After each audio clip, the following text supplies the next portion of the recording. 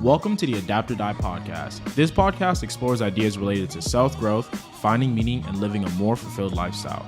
It's your host, with the most, Armel Tala.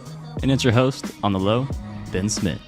We're two college students on our own path of lifelong learning with the hope that you will join us in our journey.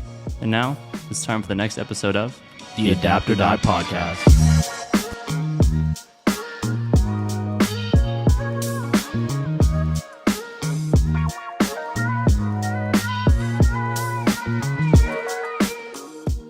Welcome back to it. This is season 3. I didn't even let Season 3? Really? Season 3, yeah. Oh yeah, no, it is. Because my first season, I'm gonna run you guys down about how the seasons worked. First season was me starting this thing off, interviewing a whole bunch of people. Right, it was very interesting. I think the most interesting one I did was a teen dad, bruh. How old was he? I think he was 19 years old and he had 3 kids. Damn! You want to talk about? You know what's funny? He was a family man, you know. Family man. I'll give you guys a background because I know he doesn't listen to this, and if he does, Chris, I'm sorry, but what he told me, he was like, yo, I was like, yo, so like, you know, do you wear condoms and stuff? He's like, nah. I was like, okay, that's why you got 3 kids. It makes a lot of sense. What else? You wear condoms? Is that you're supposed to do that? Hey, yo, be safe, y'all. Be safe. Be safe out there. The second season was when I met Ben. And it made the podcast a lot easier because I was like, look, I don't always gotta go looking for someone to talk to. Like, yes, I could have went solo dolo molo and, you know, been chopping it up and giving y'all facts. Huh? But I was like, that's too much work. So that's why I brought Ben, because Ben do a lot of work. I do a little bit of work. And then so now season 3 is really where it's not just us collaborating, but it's us kind of getting our goals and lining everything up. How would you describe this new season for everybody? We've done a lot of planning, a lot of reflecting. So we got some really good episodes coming for y'all, and it's gonna be really interesting. I'm excited for this season. It's gonna be a lot more engaging, a lot more fun, I think. And then that's the biggest part: engaging, fun. Like our mission statement. Let me just turn my head and read it. It's educate people on the topics of self-growth through entertaining and engaging conversations. So last season, we felt we were a bit robotic, right? Yeah, robotic. That's probably more me than you, but yeah. Yeah, we felt like we just were giving information and there wasn't personality. You didn't know who we were. You couldn't tell, like, you know, Ben, he wants to be a comedian. I'm already a part-time comedian. This is what I tell everybody. I'm a part-time comedian. Oh, wow. He said cap. It's all right. I don't wear caps. You been to a comedy club?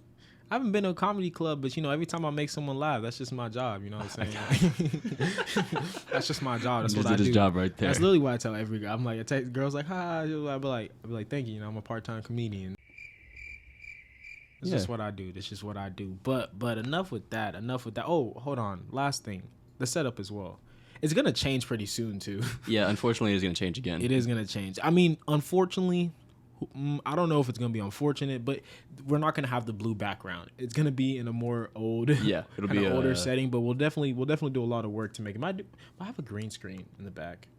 We might do a green screen. We'll figure that out. We'll figure that out. But guys, welcome back to another episode of the Adapt or Die podcast.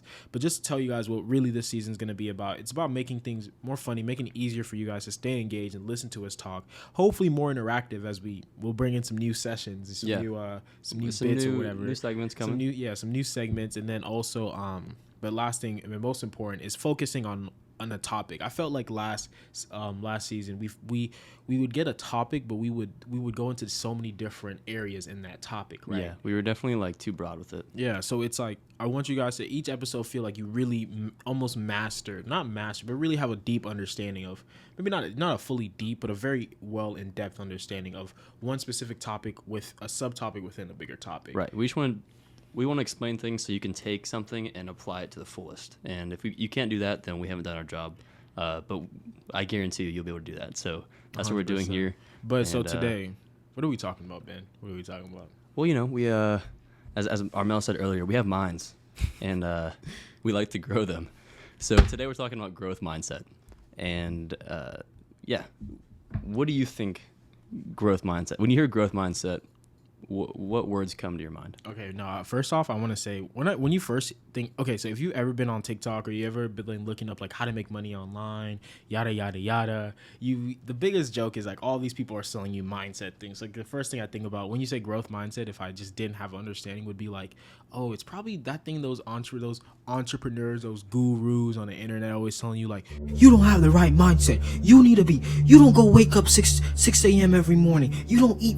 Like, so that's They go hard on those little like those YouTube ads. Oh I'm like, my y'all gotta goodness. chill. Like, you're not making me that much money in a week. I already know. Like that's such a and it'll scam. be making you feel so bad about yourself. Like, They bro, really what did do. what did I do? Like, I'm 19 years old with a Ferrari. What are you doing with your life? I'm like, you're dude, like, no, chill. huh? Like, Like, first off, it's 19. That's why even though like right now we're on our entrepreneurial journey, it's like when they're like, I'm 19, I have XYZ. I'm like, yo, what am I doing? yeah, I feel like I'm not even 20 yet. And I Yeah. feel like a little bit of failure. I'm For like, real. how am I behind? Like, I haven't even started. Like, Yeah, but okay, but what actually do I think growth mindset is outside Yeah. of the entrepreneurs trying to trick you into buying their course?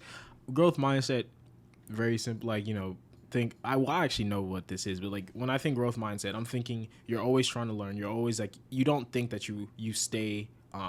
You don't think that your abilities are capped, right? Some people might think they sit there, they're like, oh, well, I can only ever read this much. I can only ever read this fast, or I can only ever do these type of math problems, or I can only ever be able to, shoot this percentage on, a basketball court or whatever, like whatever skill ability you think you have. You having a fixed mindset being like, I can only ever get better at this. But a growth mindset is the opposite, where it's like, okay, well, this is where I am right now. This is where I could be. And I know like if I do this, I would get there. That's kind of the simplest way I would put growth mindset. I really like that. You basically, just to kind of like reiterate, basically just that you have control over your life. Like, you have control over how well you perform, how well you do in school, etc. Obviously, there are some boundaries in the universe that we can't expand out of, but the general idea is that we can grow. And there are ways to do that, and there are better ways to do that. And so we're going to talk about that today.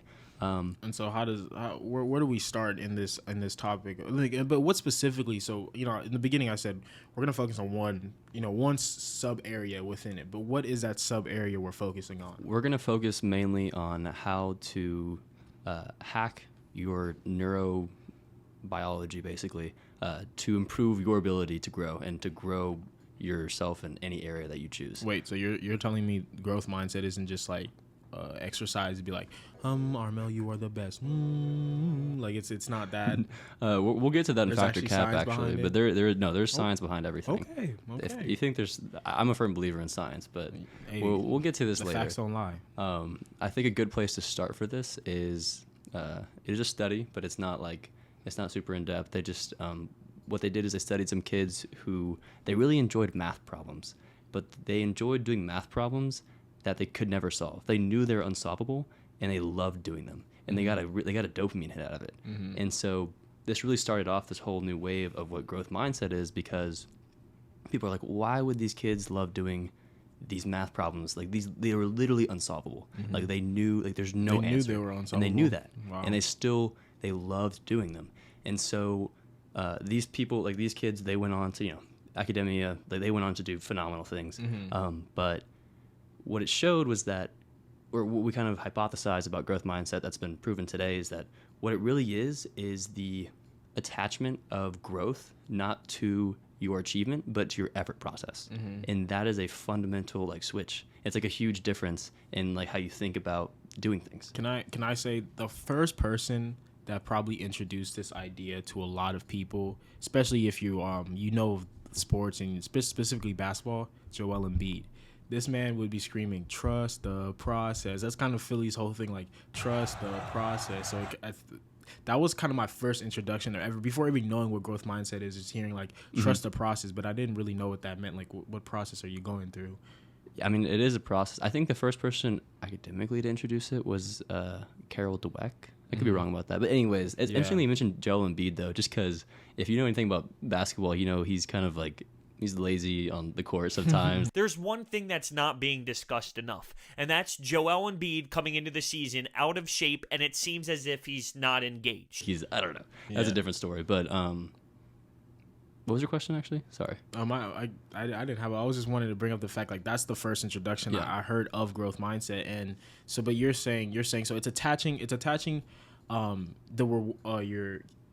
guess I'm almost skipping ahead saying dopamine, but it's attaching like your sense of improve.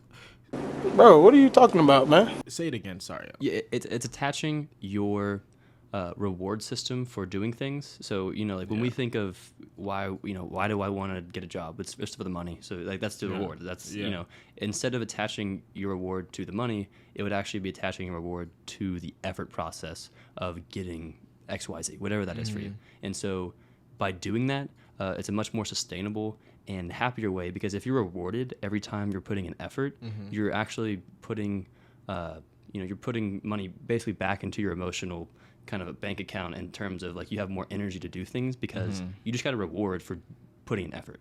Okay, so my thing is, I kind of know why, but explain to people like why is it better to focus on the process, which can be grueling. It can be just like I know. Okay, I'll give you guys an example with basketball, right? So the process I'm going through is trying to become a better jump shooter, right?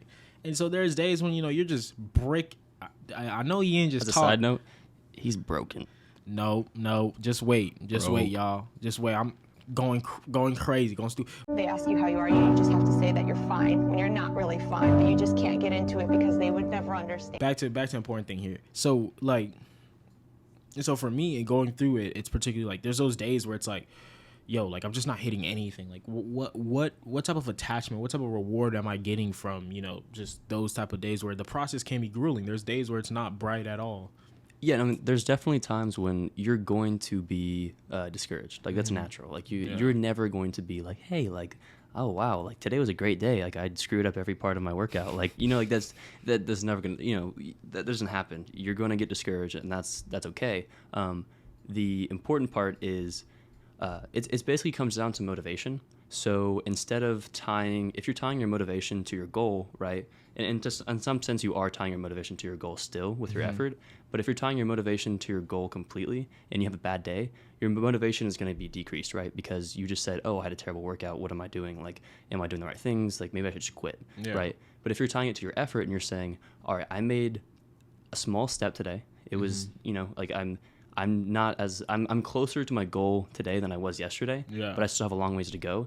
But if you get a hit, if you get, if you're happy, if you get rewarded for making that small step, then what do you want to do tomorrow? You want to make another small step and another small step, and you want to keep doing those steps until you get to your goal. And so instead of focusing on the ultimate goal, you're focused on your effort to get there, and that kind of helps your motivation, basically. And I think something huge and kind of this whole idea, and like what me and Ben both like, who are you focusing on when you were doing this research? Who's the guy's name? His name is Andrew Huberman. Andrew Huberman. And I think, and I was also listening to a podcast that he was talking about, and I think the best way he kind of put it was he said, well, in those times where, like you said, you're having a bad day, and it's not the best. Like looking at like I got 1%. Like this is kind of your philosophy, and something I picked up from you is try to get 1% better every day. Like even though, and to be clear, I got that from I think it was James Clear.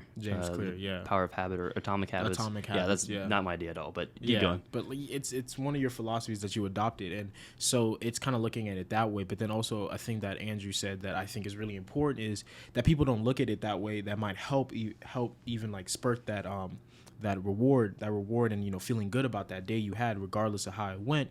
Is just take a step back, like at the end, and be like, well, like kind of reflect and think like, yo, okay.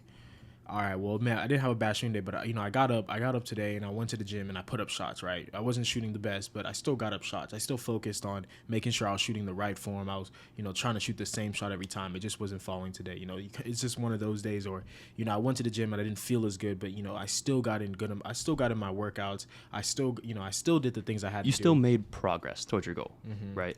And so I think we've kind of gone over what growth mindset is pretty well. Like, I mean, it's just... before you do pass on though, like the science behind, or are we going to get into the science behind it? What we're doing now is we're going to go into how to implement growth mindset. Okay. So how can we kind of what can we do to focus our reward system on the effort instead of the goal? I guess in a way. So how do we do that? We're going to introduce a new segment. We got a factor cap. Fact or cap? Fact or cap? So I got a few facts for you. They could be cap. We don't know. And so you have to. Yeah, don't look. The answers aren't on here actually. Only I know. It's a secret. So the first one is, well, this is an easy one because we already talked about it, so you're lucky. Dopamine is the reward system we're taking advantage of. Fact. If you guys don't know, you guys also I like just dopamine. Yeah, there's one thing. Give us a nice synopsis of what dopamine is and how it functions. If you, that's an interesting question. Yeah. Yeah, go ahead. So what I understand dopamine to be is kind of it's what dictates your entire life. It's what tells you what is good. It's kind of our body's way of like survival. Like, so you eat some food and releases dopamine, like, oh, that's good. Like, you eat that food again. You work out and you get that dopamine, like, working out is good. It lets your body know like what is good and like what to continue doing. And so there's a whole thing about why social media and stuff is not blah, blah, blah, because it releases artificial dopamine. I can do like 3 episodes about that. We're probably going to go into that. We will. But in terms of dopamine in this reward system, like dopamine is what telling you like, oh, you accomplished that goal. Like that was good. What you did was just good. Your goal of wanting to eat better or feeling, you get release of dopamine once you hit that reward. And it tells you, it what helps drive your motivation. It's what tells you what is good and what is bad.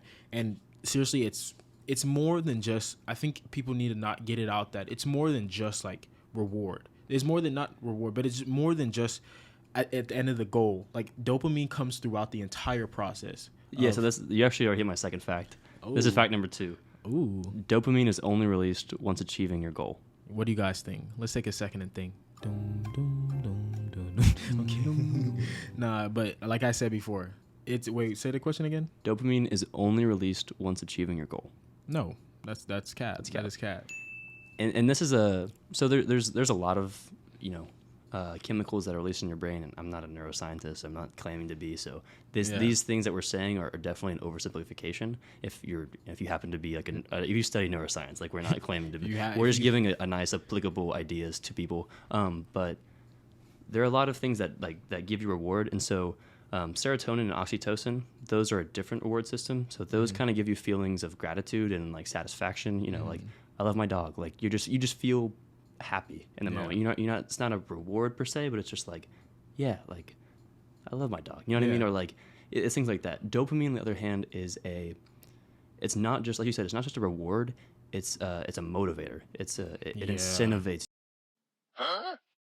Like it provides incentive for you to do things. And so what happens is you will think of things like your goal, and dopamine, a small amount, will be released, and that will push you to go out and achieve that goal and do something about it instead of just sitting there.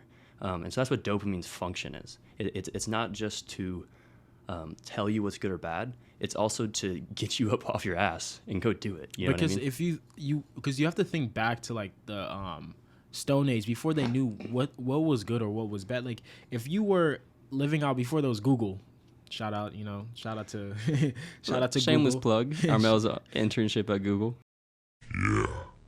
This is big brain time. Shh, nobody needs to know that. But so it's like thinking about back with like the Stone Age or whatever. Like before there was technology, before you could easily just look up, oh, is this good for me or is this bad, or what should I do in this moment? Like it's just it's what told you like, oh, I ate this. Are you saying dopamine is nature's Google? In a way, it almost is, but it is. It's like your parent. It's like nature's guide. It's like nature's. In a way, kind of. Actually, kind of. It's Mother Nature talking to us in a way. Like it's a guide. Do this. Don't do like this is good for you. This is bad for you. Dopamine is released for things that are good for us. Mm-hmm. Most of the we can talk about how there are things in society like phones and other things that overdo the dopamine, and then therefore like the dopamine you get from certain things just isn't going to satisfy you enough. But for the most part, generally speaking, if you're thinking about like pre-industrial revolution, dopamine provided incentive to go get food, water, Yeah, you know, and then just reproduce survive. other things. And that's really how we survive. It was our Yeah. survival mechanism. Is there another question? There is one more question. Let's see, man. One You more guys, fact. I'm hot today. You know what I'm saying? 2 for 2, just like me from the 3-point line, baby. Are you delusional? But don't worry, that's it's gonna be 5 for 5.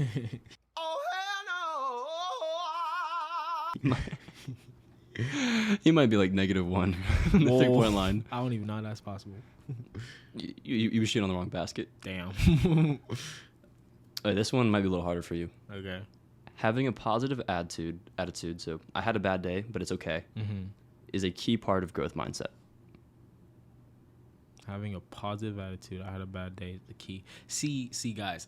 You guys know. There's Armelicus Milius, and I'm a Stoic. I'm starting to bring out adopt Armelicus Stoic Milius, philosophy, right? Bring out inner Armelicus Milius. I want to know. And the Stoic side of me wants to say that this is cap, but it just seemed with growth mindset, and you're wanting to always try to grow. I think you want to think positive, right? So I'm gonna go with fact on this one. I know I'm right. We got a big cat, boys. I intentionally worded this kind of difficult, but I did so to emphasize the point that having a positive attitude is not part of growth mindset, like innately speaking. And so we're gonna I'll hit on this pretty hard.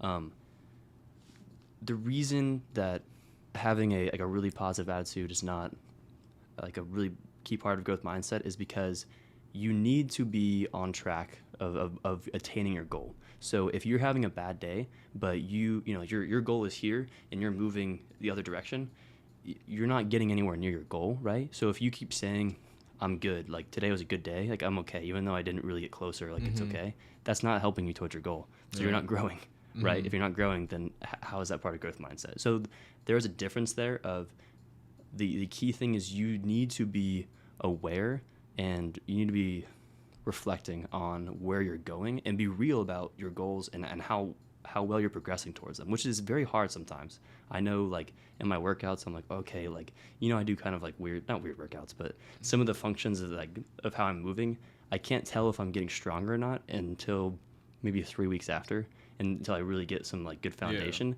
And so it takes me a while. I'm like, okay, like am I progressing? Am I not progressing? And the answer is I usually am, because I do a lot of research, but sometimes I'm not, and I have to recalibrate. And so it's a key part to just say,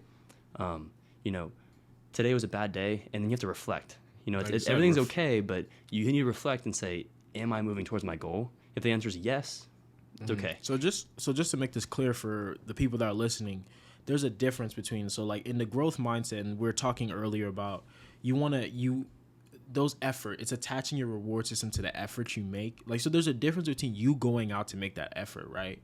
But you evaluate and how you actually evaluate the effort you made or what it was like. You're like, okay, attaches the fact that you did go out and you did make sure, like, you didn't miss a day. You were on schedule, your integrity, you're following your schedule. You went to your workout when you were supposed to, but that doesn't mean that you just should count it as a good day.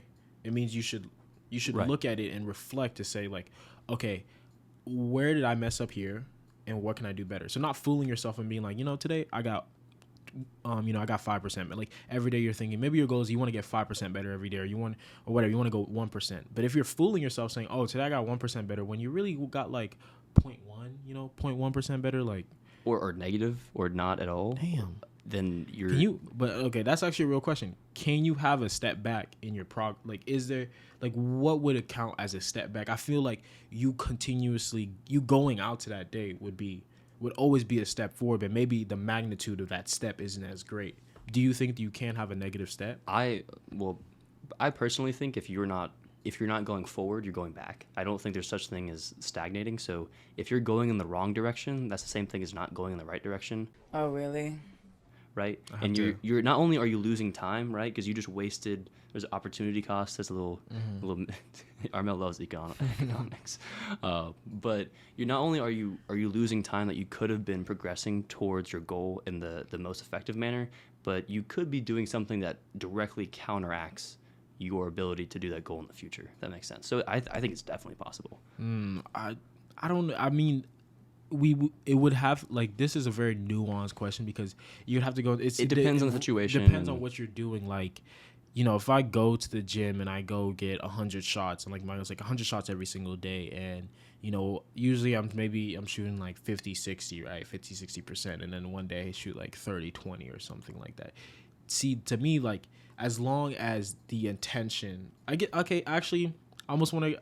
agree with you. I think it depends on how you approach that day, right? So let's say that, let's keep it simple. We'll use working out and stuff, but this can go with, actually, I want to pull a different example, because I feel like every single example that people We do give talk is about working out a lot, and sports and stuff like that. Let's say you want to read. Let's say you want to read a book, right? Let's say you want to read a book. And so in today, like, usually you want to read, let's say 10 pages in whatever X amount of time you have, right? Right. But in that day, in like a particular day, you only read like, let's say you read like 7, right? It's like, okay, well, you reading 7 isn't a bad, like, on a normal thing, you reading 7 is progress, right? Yeah. It's maybe not the progress you wanted to make, but the difference is, how were you reading it? And I think this is something Kobe always talked about, was when you work out, are you intentional? Like, were you reading it and were you kind of just like dazed off when you're reading it? You don't even remember what you read. You weren't really fully engaged with what you were reading. I feel like that's a negative step back. Right. Yeah. And it's like, if you imagine, let's say you read the first 30 pages of the book and you don't remember anything because you were not reading it right. How are you going to understand the rest of the book? And then if you're reading the rest of the book and you don't understand the rest of it, then you just wasted the rest of the time reading the book. And maybe you even pulled things from the book that were incorrect, actually, because you didn't understand your foundation. You know, like the first few chapters are usually setting this, the stage. They're like, this is, XYZ, this is this, and because of this, this happens, right? And so you might pull things that are actually wrong and apply them incorrectly. And so, that's kind of like, I don't want to scare anyone, like, you're doing everything wrong. If you're taking a step in the right direction, if you're reading, that's more than 90% of the population. So don't get discouraged at all. But do be aware that you do need to reflect and be intentional about whatever you're doing. Yeah, I think that's the biggest thing. It's the intention with you getting behind what you're doing in terms of growth. Because really, no matter how much, it's like, you could be putting in hours of work in whatever you're doing, but if your intentions aren't right, if you're just not going in focusing like, this is what I want to get better on, making sure that you're focused on what you're doing regardless of the result. So that's kind of like detaching the result from the result from the process. Is okay, you are reading, but you're making sure like your process of you going through it is intentional, you're focused, and you know what you're doing, but you may not have as great of a day. I kind of want to walk through an example of how you would actually attach your reward to a process instead of the goal, because that's when I say that, I'm sure that's like, all right, I kind of get what that means, but like not really. How do I do that applicably? And so an example that I heard was, if you're trying to run a marathon, which is a pretty large goal, the first day maybe you just put your shoes next to the door. The next day you put your phone and your AirPods or whatever, music. Third day you go right around the block. Fourth day, et cetera, and you keep building on that. And so what you should do is, after the first day, you gave yourself a very easy, I don't want to say easy, you gave yourself a goal that you knew you could achieve the next day. Just put your shoes next to the door. Once you do that, what you do is you say, you reflect on that and you say, I'm glad I did that. I made progress today. I made progress. So you need to subjectively think about that. You actually, like, that's a very key step. I'm going to say it like 3 times. That's why, and I brought it up earlier. Like, you have to take that reflection. You need to take a second you need to, there's a lot of science behind this and like neuroplasticity and why this works. And I can't explain it because it's beyond too in depth, but beyond me. I don't know, bro. But just know that when you take a step back and you say, all right, I did what I set out to do today. I don't need to do any more. You need to be satisfied with your effort today because you reached your goal for the day that got you that is going to get you to your goal eventually. And so every day you tie your dopamine system to achieving that goal. And so the next day you're like, all right, well, yesterday I put my shoes next to the door. Tomorrow I run to the block. The next day, and each day you're getting more. You're like, all right, well, I completed the goal yesterday. Yeah. I'm going to do it again, and I'm going to do it again. And then eventually you're running 2 miles, and then 5 miles, and then 10 miles. And you just keep doing that slowly but surely. So like these incremental steps, that's very key. And emphasizing again the reward, your ability to attach your the reward system to the process you're making is by taking that reflection part is huge, because if you're just mindlessly going through it, you're not thinking about it, like you're not ever actually attaching all you're thinking about is the next thing, but you're not giving yourself time to reflect and be like, I'm proud of myself, you did it, you know what I'm saying? Right. You know what I'm saying? You know what I'm saying? You know what I'm saying? You know what I'm saying? You know what I'm saying? Right. But I think actually, I do want to say you brought up something that you brought up, that making that progress, that getting that reward, getting the dopamine, that, and then it kind of leads you to the next day being like, okay, what dopamine can I get? I think there's an interesting study about this, and this leads us to a segment called Show Me the Study. Because Ben can't show me the money because he's broke. And that's a fact. Hey, not for long. Hey, I like that. That's what you That's call what we call growth growth mindset. mindset. Hold on. Dang, never mind. I was gonna there's a funny TikTok references. They would be like, oh, would you rather have $16 million now, or would you rather have like 10 cents every day? And it'd be like option 2, call that passive income. A nigga got so much money on me, I can't count no more. Remember I was in the project wall, couldn't even get along. Those videos are hilarious, but show me the study, Ben. What study? Can you break it down to us? We were talking high level, but now let's see what the science is talking about. Hey, this is a interesting study. If you zoned out at all in the past 10 minutes, this study is so interesting to me. It is like I remembered that I heard this study like 3 years ago, and I still remember it to this day. This was a study they did with rats, okay? And what they did was they put 2 rats in opposite sides of an open tube, and they put them in the sides, and what they essentially, the rats wanted to push each other out. They don't want to go backwards, they just want to push each other forward. So what would happen is one of the rats would win in like a fight, right? And so whoever got pushed out was the loser, and whoever stayed in the tube was the winner. That all green, right? Mm-hmm. So what they found is that the rats that won the first time had a much higher, like the rats that won kept winning, and the rats that lost kept losing. You're like, all right, yeah, I mean, that kind of makes sense. They probably had something that helped them win, right? Yeah. They like maybe it they was were stronger, bigger or bigger. something, Yeah, yeah. and you're like, okay, well, I mean, higher rate, yeah, obviously. it makes sense. Then they switched it up, and they were like, okay, how about instead of letting them go like with just by themselves, let's give them a little push. So what they did was they took 2 rats, and they took a winner and took a loser, and they artificially pushed the loser rat to push the old winner and to be a loser. And after that happened, the loser would actually win. They would keep winning a lot more, like much higher than they used to. And simultaneously, the winner, like the old winner who lost artificially, they would start losing. And you're like, whoa, how does that work? Yeah. And it's a really interesting study, because what it shows was essentially that there's like brain mechanisms is in the frontal cortex, and I think this is the one that has to do with like planning, action, Yeah. a lot of high level things of Yeah. like doing and everything. Yeah, and what they found was that, sorry, I lost my train of thought actually. So there's an area of the brain that kind of regulates your drive to kind of like push forward and like really and like fight, I guess. And so what was happening was the rats that were losers, when they got pushed forward and they pushed the other rat out artificially, that area of the brain was actually it was activated a lot more. And so going forward, that brain activation stayed. And because of that brain activation staying, they were actually able to keep winning in the future.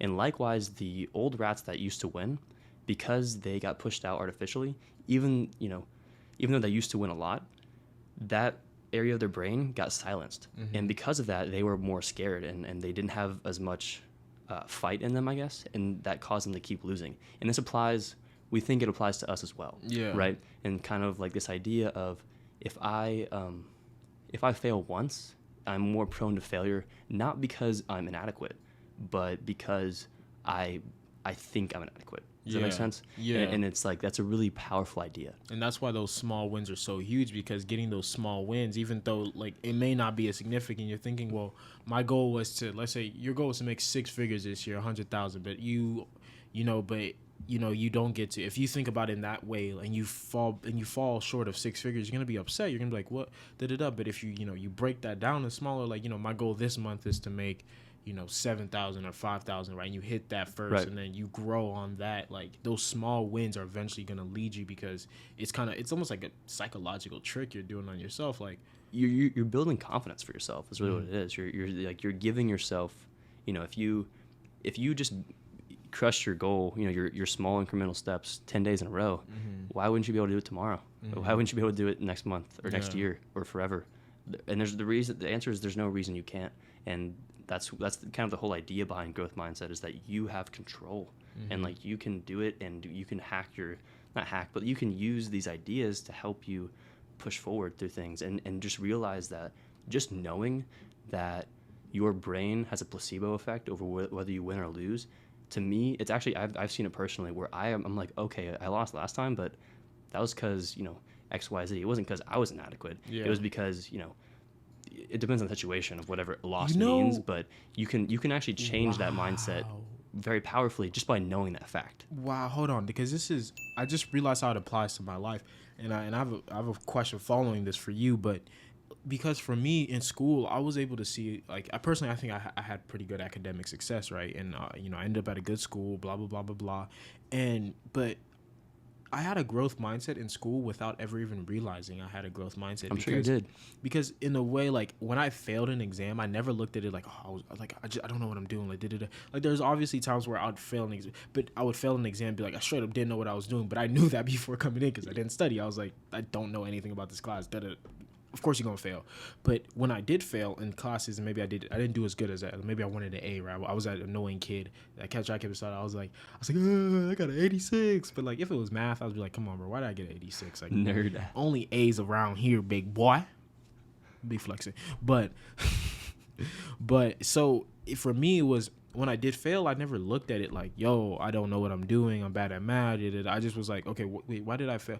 Oh, I forgot that part of the equation. Oh, I just, you know, I forgot that equation, that part. Or, I miscarried a number, I divided wrong. And what you said is a key process as well. It's like, that's part of the reflection process too, of like, when you're reflecting, you're not thinking, oh, I can't do this at all. You're thinking, all right, I failed, but how can I recalibrate? How can I take what I didn't know and then shift it to something that I do know and refocus that to get to my goal faster? And so it's not, failing is not at all something to be afraid of. You've heard that, you know, countless of times. Yeah. You know, Michael Jordan's famous for saying that, and everyone is, I guess. But it's just an opportunity to learn, and you know that. But have you internalized that? Yeah, have you taken that idea and have you really thought about that and really said, okay, like, I know I failed. Am I taking this as a learning experience, or am I taking this as a feeling of personal, like, attack? Am I feeling inadequate? And that's a really big idea for me, and I'm sure for most of us our age, as we're trying to find our identity and where we want to go and how we want to get there. And Yeah, and I will say, you know, Michael Jordan is famous for saying that quote, and one day I'll be famous for saying, life is just a continuous cycle of failing and learning. But Ben, so we're talking about all this, and it's like, okay, I get it. Like, I get it. I want to make sure I, you know, I can't even say that word. What the compartmentalize, you know, the reasons why I'm losing, you know, make sure I'm taking time to reflect and everything. But there's people that have some people have negative voices in their head that just, you know, constantly playing. Like, how are you supposed to attack that if that's, you know, if that's your main problem right there? It's not even you can't go and do it, but you just always have these negative thoughts, this negative voices in your mind stopping you from wanting to. That's a really great question. I want to ask you a question real quick. Have you a question for question? Call that a questionopoly.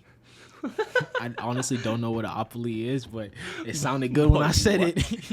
It sounded good when I said it. Hey, don't lie. I know y'all was like, damn. I think that's. I'm gonna Google that real quick. That's just inner Armelicus Milius. But what is an example that you would care to share with the audience that you have had an experience with a lot of negative voices? Like, you have a repetitive idea that you can't do something. When does that happen for you? I guess because guys, there's only 3 things in my life that I do. I code, I hoop, and I do business and like investing, blah blah blah. But so hooping being one where I had my most struggles, right?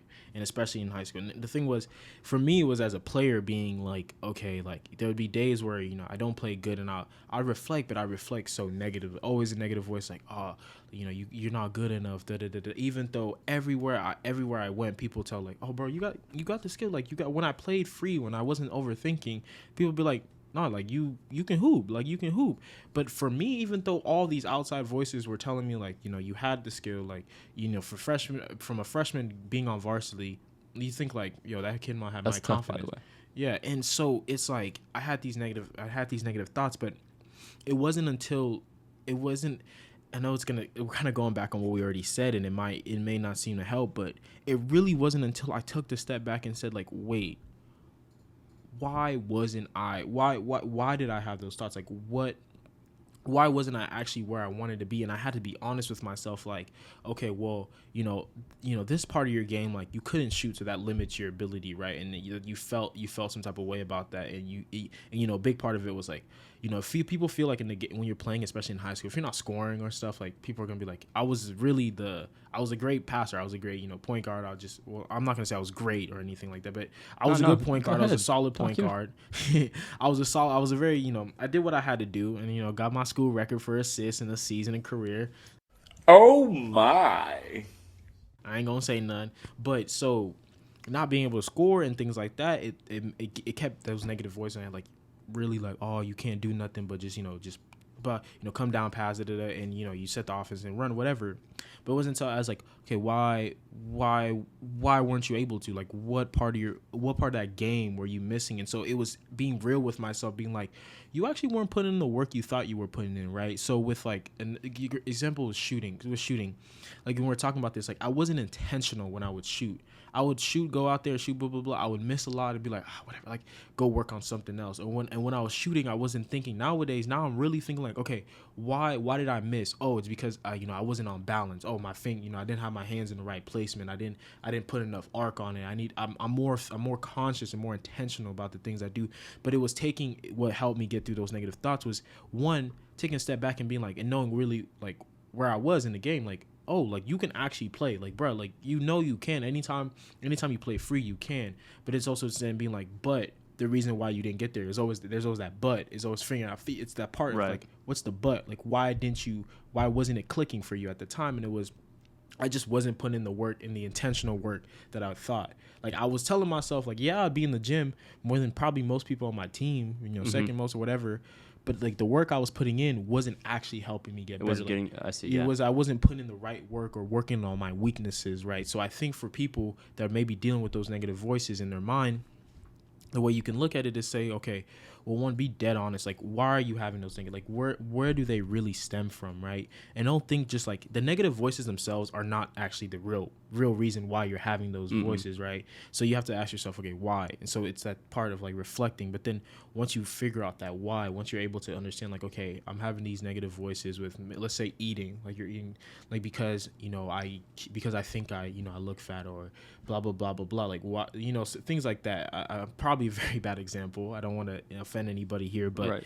But like really figuring out the real reason why you're having those negative voices, not just the voices themselves because they don't tell you anything, then taking the right actions towards that, fixing that actual problem, what's causing it. Because I always think people think that the negative voices are the problem, when in reality the negative voices are just kind of, they're a symptom. Yeah, they're just kind of they're just highlighting it, but they're not actually the problem. Yeah, I think what you said was like those 2 points of like understanding that your negative voices are really an outflow and a symptom of an inner belief that you're not good at X, Y, Z, whatever that is. And then B, recalibrating and say, all right, well, if I'm not good at that, does it matter that I'm not good at that? Like, does that affect me?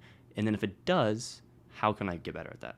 And so also kind of going off the whole negative voices thing, it's really hard to suppress voices. Like if you have this repetitive loop of, like I can't shoot or I can't. I know for me it was like, all right, I'm not a ball handler, which is true. I'm not. I can handle, but like if it's into the game, like I'm not the guy getting the ball. And I think, and that's okay.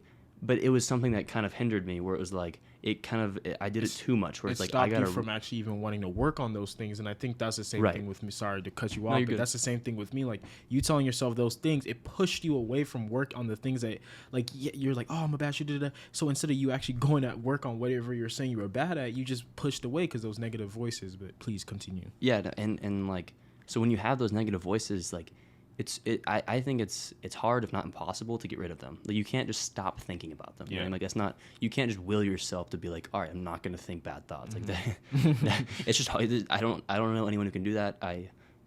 If you can, please let me know. I would love to talk to you. But what we can do is introduce positive thoughts. And what you're doing, maybe you're not totally replacing negative thoughts, but even if you're replacing 10% of your negative thoughts with some positive thoughts, that means you have 10% less negative thoughts and 10% more positive thoughts. So that's already like a 20% gain from a 10% like difference. And as long as those positive thoughts are grounded in like truth and like, not, if you're making headway and those positive thoughts are, they will feed on themselves, right? If you're saying, I'm not a great ball handler, but I'm a great shooter, and that's what I do, and I will shoot lights out any day of the week. That's something I can focus on, and then that way when I go into the gym and I work on dribbling, I can say, all right, what are the dribbling, like, what can I do specifically to help my team when I'm dribbling? Like, what situations would I actually be in? Yeah. I'm not gonna do, I'm not doing like a tween cross to the legs, like step back, yay! Like, it's just not me, right? Yeah. But what I can do is just be able to handle the ball well enough to, maybe do some sweeps, some good like jab steps, get up the court. Like, if I get a rebound, like, I'm pushing, we're going, I can give a good pass, like things like that, where it's like very natural, very flow. And so focusing on some positive thoughts allows you to reduce some negative thoughts by replacing them, right? And then also increase your confidence by having those positive thoughts. So I know it's kind of hard to get rid of the negative thoughts, but you can think positive thoughts. Thoughts are similar to actions in a lot of way. You can will yourself to think more thoughts, even though it's hard to stop thinking thoughts. Yeah, no, that's a really good point. Like you said, thoughts, like, people think thoughts almost in a way that they just flow. Like, there's like, oh, my thoughts just come and go, and but like, you actually can't control those thoughts. But it's one being mindful of those thoughts. And I think something I saw some TikTok video. Someone said, I think there was like, we have about thousands of thoughts a day, right? And about 75% of those are repetitive, right? So in a way, if you start to put more positive thoughts into those thousands of thoughts you're having, and they're repeating, and you start to cycle out those negative with more, more of the positive thoughts are, starting to be repetitive through your mind. Hopefully your default could be the positive, right? And that would, It's a process. and it's hard, and everyone's wired differently, and it's just it's a complicated topic because different. Yeah, I mean, why different? I'm built Built different, but yeah, that's a general thought on how to limit some negative thoughts when you're doing things and you feel down. And so that's all the time that we have for today. I do want to mention that with growth mindset, there are some other things that are really important. So some cool stuff: breathing, sleep, and actually hypnosis were some other areas that have huge application, there are way bigger pools of knowledge that you can pull from those and helping you grow and really focus on things. So maybe if y'all are interested, we can get that in a future episode. But yeah, get your sleep. That's all I'll say. Get your sleep. Get your sleep. Get your sleep. Oh my goodness, get your sleep. We're gonna do an episode about that sometime. I'm learning that, and I went through it the hard way, but it All is right. what it is. So at the end of the episode, Armel, you know what time it is. Rapid recap. Hey, that's pretty good. You guys, I'm not Hispanic, but I do my thing. So my man Armel has 30 seconds to recap the whole episode. Okay. Are you up for the challenge? I'm up for the challenge. Where You we sure? seeing? Where's the timer at? Where the timer at? I'm ready. Boy, I had that pre-workout. All right. Are you ready? Yep. We got 30 seconds on the clock. Okay. 3, 2, 1, go. All right, growth mindset is about attaching the reward system to the process, and not focusing on the end goal, because the end goal is not really what's gonna bring you the most growth. It's about the process you're making, and that's the most important. But also understanding in that process that you're making, incremental steps are important. That's what's going to lead you to have, you know, the best results and everything. And understanding like those small steps are really important. And negative thoughts, try to, you know, fill them with good thoughts, because those good thoughts eventually will overtake the negatives. That's time. Let's go. That was good. That was solid. That was really solid. I like it. That was a lot of pressure. That was a lot. I see the sweat coming down my This is a long episode too. Yeah, it's a long. And we were like, we're keeping this to 40. Ben didn't even start the timer on we're probably at 50 I have no minutes idea how already. long this episode is. But Ben, because of you, this is your fault. You got to record. You got to edit this. So you got to edit this yourself. But you guys, I'm definitely making fun of you the most. it's been another episode of the Adapt or Die podcast. Thank you so much for listening. Join us next week, because yes, guys, we're not doing this twice a week anymore. We're doing this once a week because we're trying to make the editing funny and more engaging. So please, definitely, if you listen on the audio, check out our YouTube videos, because they'll have more edits and they'll be kind of funny. But if you do listen audio, we love you. We love you for that. And continue, always share with your friends. Make sure you check out our Instagram, Adapt or Die, on IG, and then make sure you follow us on TikTok, AOD Media, and make sure you check out the clothing brand, AODfashion.com, because I'm not even wearing the gear. Oh my God, I'm a poser, Ben. How you even call me out on this? But thank you so much. Now. Any last words, Ben? We appreciate y'all watching. If you like this episode, you found some value, share it with your friends, give us some feedback too. We love any feedback you can give us. We appreciate y'all. Until next time. Peace.